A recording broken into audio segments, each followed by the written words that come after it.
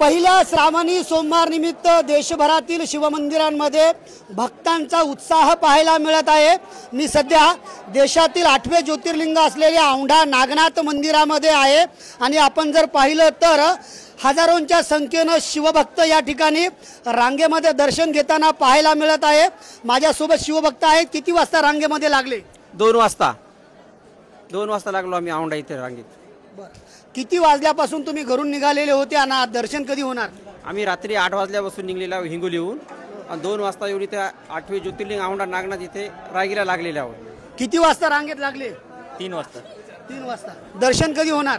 आता 8 वाजता होईल साहेब। खरं तर 3 वाजल्यापासून हे सगळे शिवभक्त रांगेमध्ये लागलेले आहेत। या बाजूला देखील शिवभक्तांची गर्दी पाहायला मिळत आहे। जवळपास 1.5 किलोमीटरच्या रांगा या औंढा नागनाथमध्ये शिवभक्तांनी लावल्याचं पाहायला मिळत आहे आणि एकंदरीत जर बघितलं तर देशभरातील शिवमंदिरांमध्ये भक्तांचा अशा पद्धतीनं उत्साह पाहायला मिळत आहे आणि बम बम बोलेच्या गजरामध्ये हे सगळे शिवभक्त प्रभू शिवशंकराच्या चरणी आता लीन होणार आहेत। संदीप नागरे, साम टीव्ही न्यूज, हिंगोली। आता isakal.com आहे देशातील नंबर 1 ची मराठी न्यूज वेबसाईट। प्रत्येक अपडेटसाठी isakal.com ला नक्की भेट द्या।